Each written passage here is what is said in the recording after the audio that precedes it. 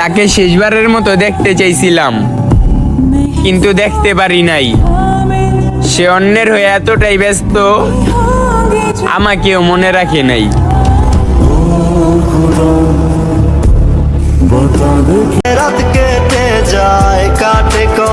সে আমার সাথে ভালোবাসার অভিনয় কইরা টাইম পাস করতে আইছে, আর আমি তারে সত্যিকারের ভালোবাসা জীবনটারই নষ্ট করে ফেলাইছি।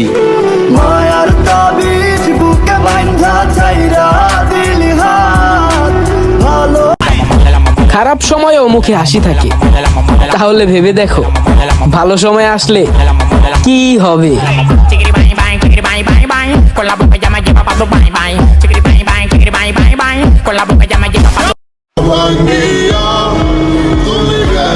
হারায় গেলে